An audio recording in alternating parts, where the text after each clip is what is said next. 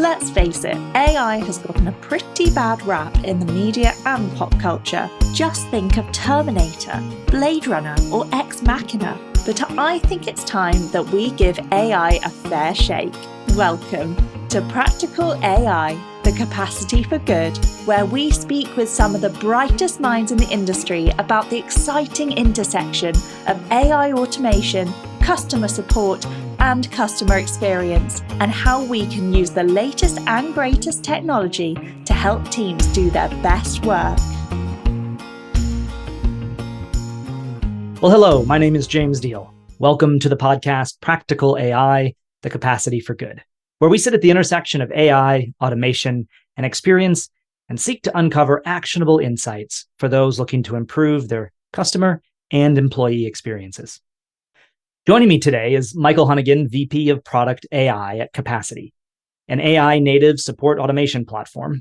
With over 25 years of technology experience, Mike specializes in driving product vision and roadmaps, emphasizing collaboration between customers, companies, and partners. His expertise spans VOC applications like CX measurement, feedback, and ratings and reviews, reflected in his Cospot authorship. Having held senior roles at Answers.com, ForeSee, and Web Collage, Mike brings a wealth of insights to our discussion on AI transformative impact on business strategies. So welcome to the podcast, Mike. Oh, thanks, James. I've been wanting to join the podcast. I'm finally on it, so thanks for having me on. Well, excited to be talking to you about, what we're doing here, what you're doing around AI, and we'll talk a little bit about maybe capacity and what you do there, but really want to focus on large language models, the impact on the customer experience, and what you see as the future, and really how businesses can jump in right away, though, and start to take advantage of this. But before we kind of get into that part of the interview, I would love to understand a little bit more from you about what got you into technology, why are you passionate about it, and ultimately what led you to your role as VP of product specifically focused on AI? Yeah, good question. So my journey started really early. So I have a twin brother and I have an older brother and a sister, but one of the best gifts my father ever got me when I was young, probably 6 or 7, is he bought us an Apple IIc. And he's a retired educator. And essentially he used his educator discount in order to be able to purchase Apple products. And that's the first thing he got, with the green screen and all. I had a handle, had a 5.25-inch disc. And, I started programming on that. And I was just really intrigued that you could take an idea and sort of see the execution of that on a screen, irrespective of whether or not it's a small, 6-inch sort of green screen. And I was just blown away by it. My next major progression from there was getting a PC, a Performa 6115, an Apple Performa pizza box shape. This is when the PowerPC processors first came out as the big thing. And this is around the time advent of the internet. This was probably in the mid-90s, 1994. It came with a 14.4 modem. You had CompuServe. And when you got online, you just felt like the world was just at your fingertips. I mean, I just remember getting on the internet for the first time and seeing, I was on a website that's in Germany or that's in the UK. I'm like, unbelievable. So by seeing how small the world got at that time, I just knew this is what I wanted to do. So immediately I started learning how to use it, write HTML, how to do web design. I had a journalism teacher, great mentor, Cheryl Hinman. She did a great job in mentoring a bunch of kids around building out really cool websites when you're in sophomore, junior, senior around that time. At that time, we actually took these websites and competed. At that time, they had competitions for who built a website. And so what are you building? What kind of website are you building in 1994? What did it look like?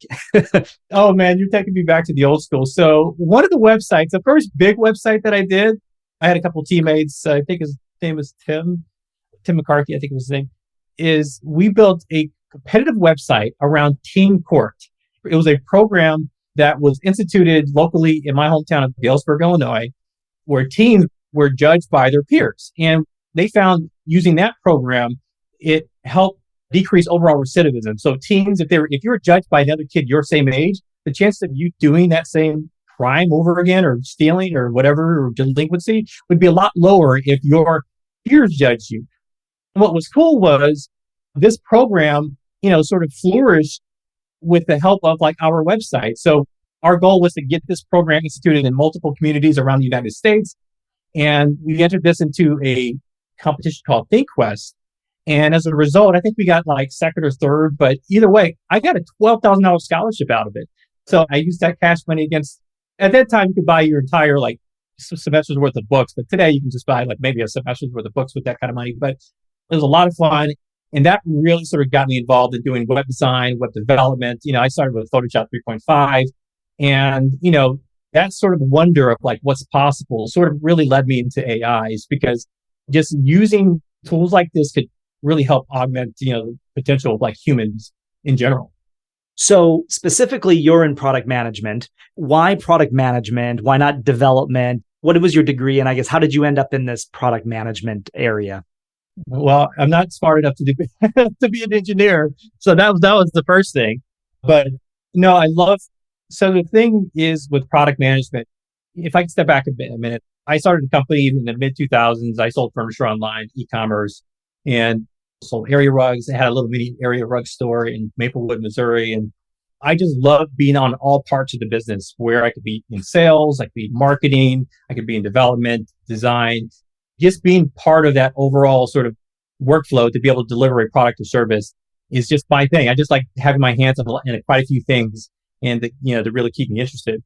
And that sort of translated in the private sector is sort of like really sort of in technology is really just product management.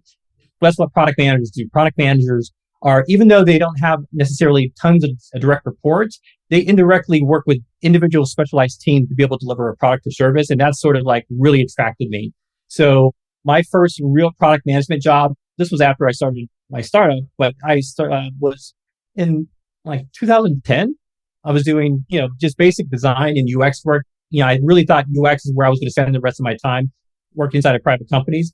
But, I really started leveraging a lot of my additional skills that I've learned along the ways and started my own company in product management. And I really felt product management was the home and just being able to deliver ideas very quickly, working across multiple teams was the thing for me. Okay. So now fast forward, you're VP of product management at Capacity, focused on AI, right? And so what is your focus there today? What are you looking at? What are you doing every day at Capacity there as it relates to AI? It's a good question. So I spend the vast majority of my time identifying key workflows our customers try to solve and try to find ways to make those workflows more effective with generative AI. So, with Capacity, it's a platform. We have tons of different product lines from help desk to workflows to development tools to being able to publish support sites, a lot of capability within Capacity. And across each and every single product line, there is a definitive use case to make our end users' lives a lot easier with using generative AI, whether or not it's helping them author content, or whether or not it's helping answer questions using a chatbot, or whether or not it's trying to automate key business processes, that used to be done with old ML sort of algorithms that now can be handled completely with generative AIs. So this has been a huge opportunity for companies to really level up very quickly without having to spend a lot of money to be able to deliver real meaningful results on using generative AI. Okay, so let's rewind a little bit. December-ish, November-ish of 2022, the general public started understanding what is ChatGPT. And when you think about that, though, or as you look at it, when did you start understanding? And really, for those people that are maybe not super familiar with, they know ChatGPT, but maybe not the term LLM or large language model, that really is what GPT is. And there's others. There's Bard now at Google, and Microsoft has their product. And so these LLM is really what we're talking about. When did that get onto your radar? And let's talk a little bit about what they are. Well, that got into my radar. This was during the pandemic. This had to be like 2022, early 2022. I think GPT-3 was released. And it really sort of started changing the game when OpenAI really announced and made publicly available GPT 3.5 Turbo. And just to step back, just to give everyone an idea, what are large language models? Large language models it's a machine learning algorithm, and all it does, it generates human-like text. That's all it does. And essentially, how it comes up with this is based upon the corpus. And that corpus is websites, it's audio, it's video, it's books. These companies who develop this technology, such as like OpenAI, Facebook is one, Google is getting into the game, and they're going to be announcing some really cool stuff soon, is that they've indexed a lot of the internet plus. So anything that's publicly available from a text perspective, from photos to videos or audio, chances are that has been consumed in a lot of these large language models. And the more content you typically put into these models, the richer, the better experience it gets, alongside with how well it's trained, whether or not it's being trained really well. But when we talk about that real quick, these large language models, why is it just in recent times that somebody had the idea to consume a lot of data into this to get these results? Is it computing power? Was it the algorithms? Like, what is it that all of a sudden catapulted this to very rapid development? I think when OpenAI first got put on to using large language models, I think it was around 2017. I believe that's correct. I think once they sort of turned their focus to using large language models to be able to deliver these sorts of experiences and be able to respond to questions and things like that, that's sort of the moment. And I believe the concept of large language models has really existed since the mid 60s. It wasn't until like the mid 2010s or whatever to where it started to really sort of catch on as an idea. And then I think you hit the nail on the head. Compute power is a big, big challenge because large language models use a lot of math, you need a computer with a lot of graphics cards. Hence, NVIDIA, they're well over $1 trillion company with a lot of room to grow. With all the computing power needed in order to be able to deliver these responses, that's sort of been the only thing that's really been holding us back is the amount of compute with all the floating point calculations as a response to be able to deliver responses using LLMs. And right now, it's just really early. I mean, you have to think the stage that we're at. We are at the Atari 2600 Super Nintendo stage of large language models. You need a super powerful computer to typically run these, and they're not very fast.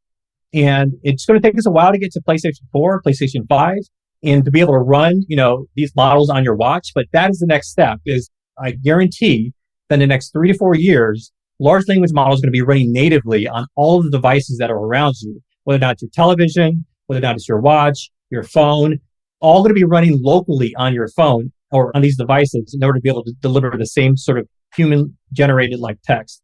And, just so everyone sort of understands like what this really means, if you go to Google and you type in a question like, what day is it today? Google, what it will do is autocomplete.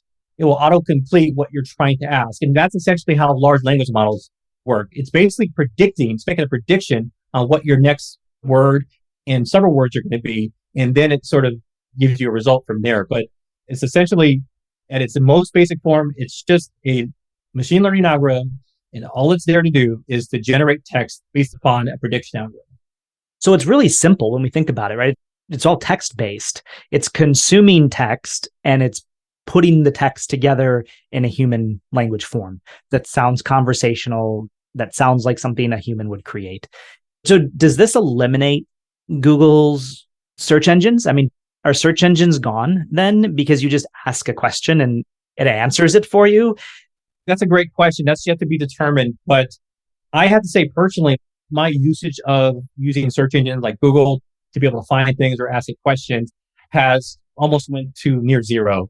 I spend most of my time talking to generative AI tools like GPT 3.5, GPT 4 in order to get the questions to it's my tool. It's literally, I have a window or multiple windows opening simultaneously, asking it questions, helping me think through, helping me build out product requirements. I mean, it's one of the downfalls of generative AI is that with a lot of the models that are out today, it hallucinates. It makes things up. And it's not bad for all use cases. I mean, if you're doing creative writing, you want it to do that. Some would argue that's creative. Not a bad thing. Creative is good, right?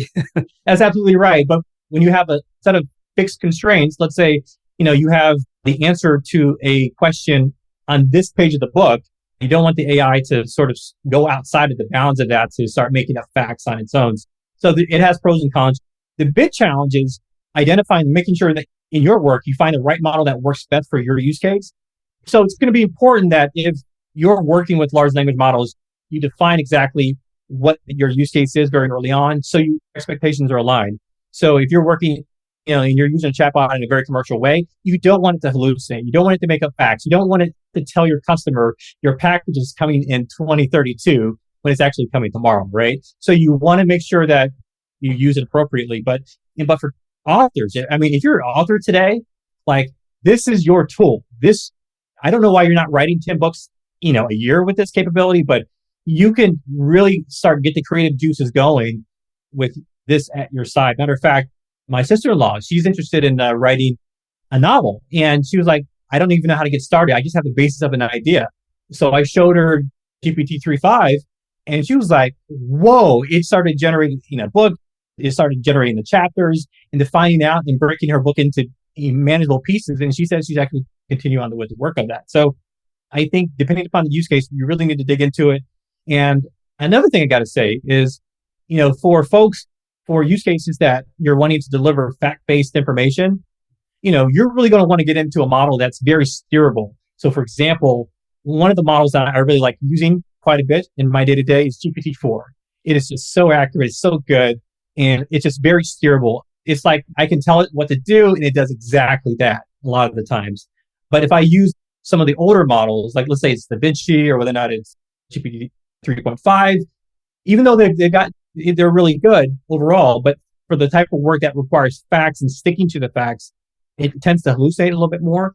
Those have been improved, but there's models like Cohere and Dropic, and at the end of the day, you just have to find the model, find the brand that fits you best, and then learn how to use it and spend a lot of time practicing how to talk to it. We could get into that, right? Like that's I think a whole nother subset of developers that are coming up is prompters and being able to very specifically prompt these large language models to get what you're looking for. But I know that's kind of probably a separate conversation, but let's take what you were just saying. And what are some examples? Let's think about large language models applied to some existing business practices. What are some ways in which businesses can use these to transform some traditionally manual or traditionally time-intensive business practices? And what does that look like? I know there's some debate about, okay, so we don't want to put our data, we have all this data here at our business. We don't want to put it out in the public domain.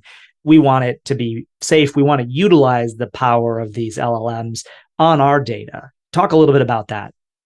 Yeah, so I'll tackle your first question. So the use cases that we've been running into are really like customer service, customer support, in various sort of business operations. On the customer service side, there's a huge use case for being able to deliver sort of tools either to your team and to your customers. So for example, one of the first things that we did at Capacity, like I think back in January or was it February, was we introduced this AI toolkit to agents. And essentially what it does is if you're a help desk agent using Capacity, you can easily sort of like hit this button and it'll automatically generate a response, a suggested response to that customer. So instead of having that agent, spend 5-10 minutes just trying to build out the body of an email, have a large language model handle that automatically for you. So that's number one. The downside of it is it hallucinates. It has a very small sort of fixed corpus of like just that ticket or just the content of that ticket of that customer, and then respond just using that, and that's it. So the agent will still have to go in and sort of manually update it, but it still has, we found our customers have cut down a significant amount of time using those tools in order to help them get started, to help triage tickets, to cut average handle time down. To your second question, one of the things that we've been hearing, and this is actually what we're implementing as well, is almost fully automating a lot of these key processes with the help of an agent, where not only will we generate response, but we will look into the systems of record. That's the next stage for a lot of these large CX companies, looking up the customer's records and building out a response based upon what their inquiry is about. So for example, if they're asking about the status of their order, we'll be able to look into this order system, be able to generate a response directly from that, all without the agent having to look in system A, B, and C in order to be able to respond to it. With a system like that, agent handle times could go from, tens of 20s of minutes down to, a minute or less. So we think that's that big of an impact that some of this technology could do, is automate a lot of those key elements of an agent's job so they can do better work in other parts of the business. So what kind of advice do you have for CX leaders or business leaders that are looking at implementing an LLM? They want that automation. They want these generative features we've been talking about here. Should they be looking at going to a Google or going to an OpenAI and utilizing GPT-4 or BART or somebody else? Or should they be looking to companies like Capacity or others that take this and package it up specifically for them? At what point should they look at one versus the other? Or what's your opinion on that? So that's a good question. So it all depends upon the use case. And, if you're a CX leader with a large contact center with a lot of agents and you have a series of scripts that your agents sort of abide by, you could build something in-house. It could be pretty expensive.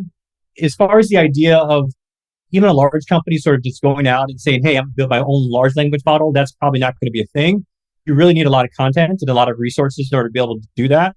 The next major step is for them to look at potentially fine-tuning an existing large language model. Gingiss 2.5 is a good option for that. You could also look at some of these open source ones. Facebook has a really good one, Llama, that's really good for this. So there's a lot of opportunities there. But again, it's like the Lego pieces. That's sort of the dilemma that you have to deal with. Do you want to spend months or potentially years trying to build this with an uncertain result versus with a company like Capacity where we can just set this up almost turnkey inside of your organization? So that's completely up to you. But as far as your question in regards to like using a private corpus, that's the name of the game. So if anyone's out there who's putting in any company information or customer information into GPT or ChatGPT, I wouldn't recommend doing that because again, depending upon how your settings are configured, you may want all the content that you're pushing into GPT is saved. So you don't have that information in there. There's been a lot of horror stories on the web that you can look up about how, some companies how their employees are using it.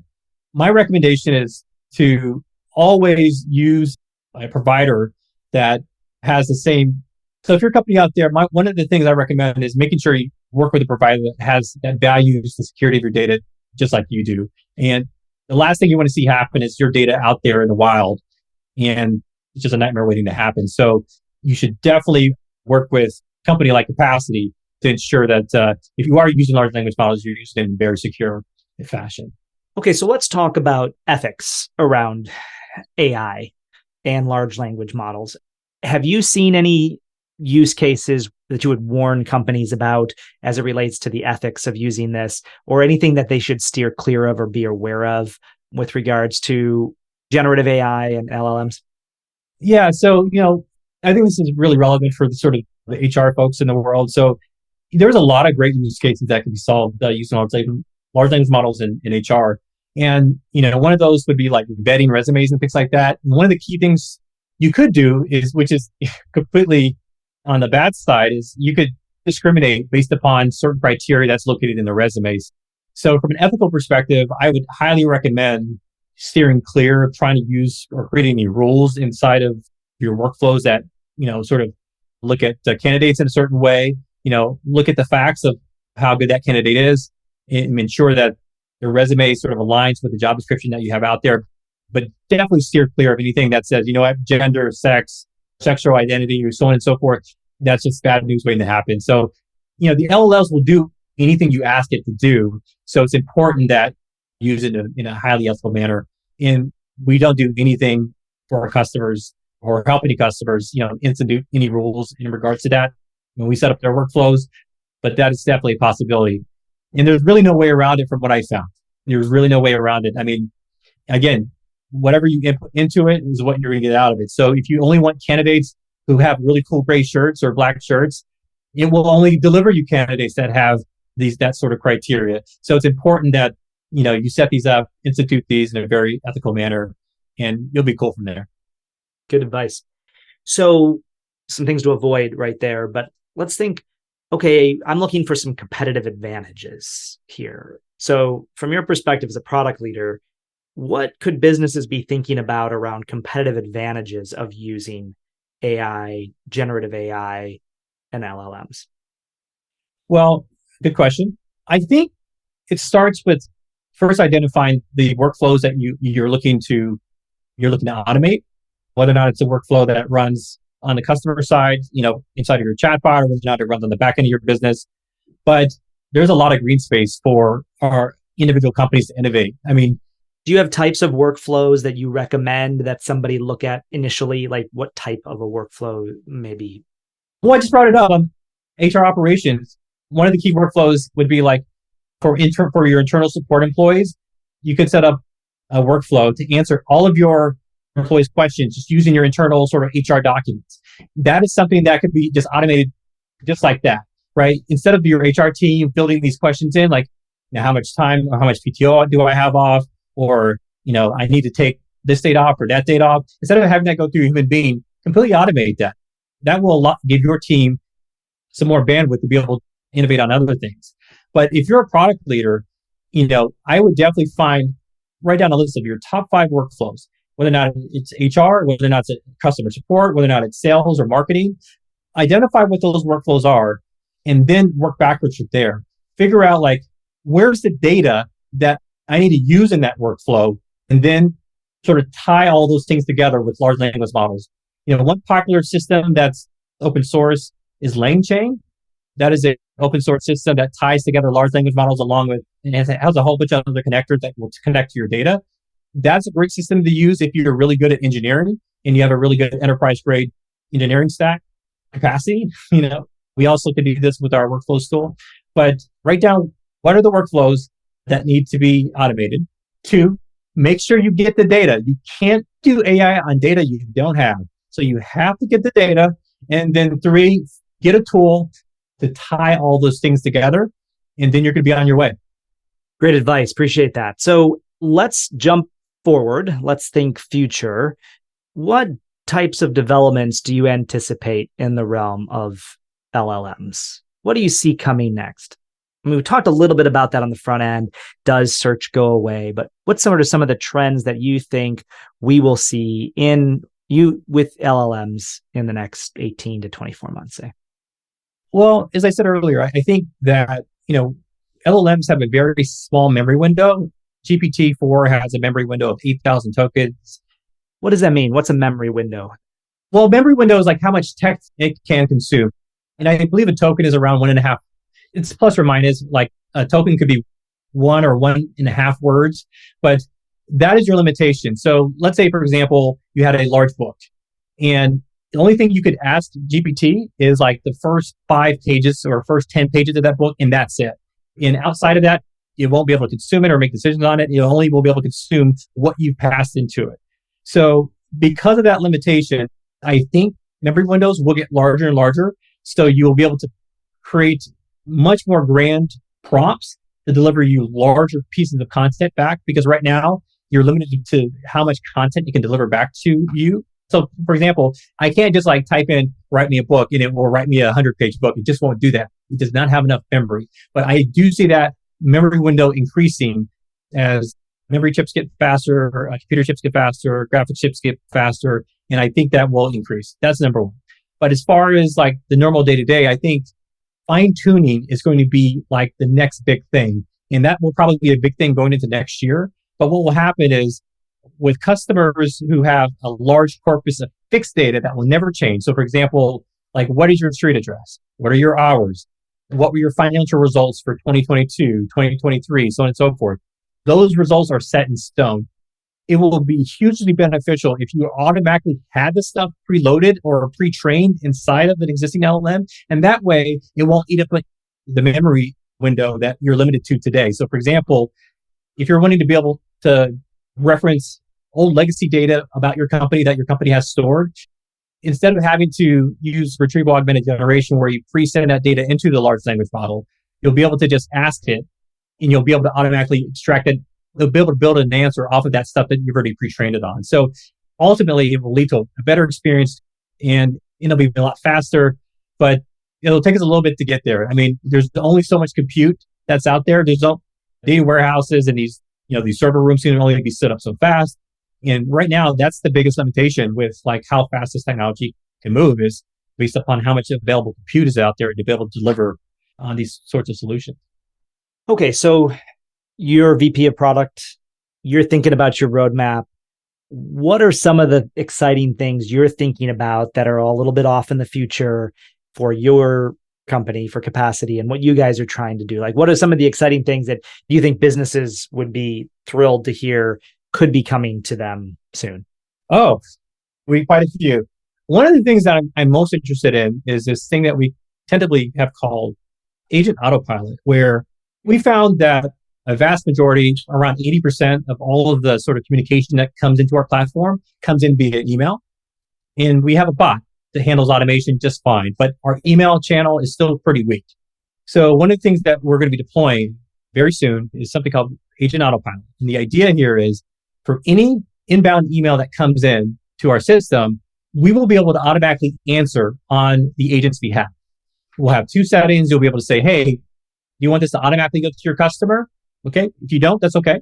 But what it will do is it will also generate a response for that agent to just basically copy and paste, hit send, and there you go. So that is one of the things that I'm most interested in because, for all the amount of time and all of the reports and all the leaderboards that deals with sort of maintaining and managing and facilitating a help desk, it's very time consuming. So I want to be able to make those lives of the agents a lot easier and make them work a lot faster, just giving them these sort of new capabilities, the underlying pieces of capacities. So Agent Autopilot, really excited about that. So that should be coming this year. Next year, and I just spoke to it, is to be able to, help some of our enterprise customers build out and train in custom models based upon their data. So we have customers that sit on terabytes of data that they would love to be able to have accessible at the end of their fingertips, but they can't. It's like literally faxing it in. You literally have to send an email to this department and they'll look it up, and maybe a day or two later, they'll be able to find that PDF or find those sets of PDFs and get you the answer that you need. Well, that's what we want to be able to do at scale. You do the pre-training and also ETL at scale, be able to consume all of that content and be able to deliver it at the end of your fingertips. So I think that's going to be hugely exciting. And it's a huge pain for our customers and where they have a lot of legacy data sitting on servers internally, and being able to have access to this almost instantly is going to be a huge help to their bottom line and being able to reduce their overall increase their overall operational efficiency. Absolutely. Well, exciting. Let me switch gears a little bit here as we get close to wrapping up. So you personally, anything you're doing that's kind of interesting or fun as it relates to AI? Yeah, so I was doing some prompting stuff back in 2022. I started a small little itty bitty company. It was called herebyai.com. And essentially, it's something that I thought was really cool, where one of the things my wife told me was like, hey, it'd be really cool if I could find, when I go see my beautician, I can come to her with, hairstyles that look good on me. Because, what she told me is that when you make a change to your hair, for me, it's a little bit different. I mean, for us, we're guys. For you, how do you use this app? Yeah. You're not your target audience, are you? No, I'm not my target audience, but I have a good focus group. And I do a lot of POC there. And what she said was like, hey, it'd be really cool to, without having to commit to cutting off all my hair, what would happen if you could do this with AI? I'm like, okay, sounds pretty cool. So I started looking at a couple tools, a couple things. And after, a couple beers and, just some late nights during Christmas break, built a site called herebyai.com. And it's a cool site, but, typically it's really for women who really want to get an idea of what a potential future hairstyle could look like on them. So you upload a couple photos of yourself and you hit a couple buttons, in a few minutes, you'll come out with a whole bunch of hairstyles. You go print off these photos, take them to your beautician and say, there you go. So it's a cool idea. And actually, now that I think about it, being able to configure these hairstyles and stuff like that, it's all prompt engineering. It's all sort of prompt engineering. And if I were to translate that into like large language models, like if you are someone who's interested or remotely interested in getting into this space or really interested in how to learn and get involved with using large language models, hey, ChatGPT is just fine. Practice. It's all about learning how to talk to this thing to be able to deliver to you the result that you want. So that's the only way you're going to get good at this. And, 5 years from now, we're not going to think about this because everyone will be doing this on a daily basis. But I think today it's really imperative to stay ahead, especially for guys like you and I who are sitting in front of a computer, who traffic in knowledge and make reasoned decisions. We're at risk at the end of the day. I mean, these sorts of tools can make really good decisions on our behalf if they have the right amount of data. So it's really important for us to really stay on top of these tools as much as possible to be able to deliver as much value to our organizations we work for. Great advice, Mike. Good stuff. Appreciate you sharing that. So one last question before we wrap up here, and this is more of a personal note. So as we talked about this, a lot of this is focused around CX and the customer experience. experience is about creating memories.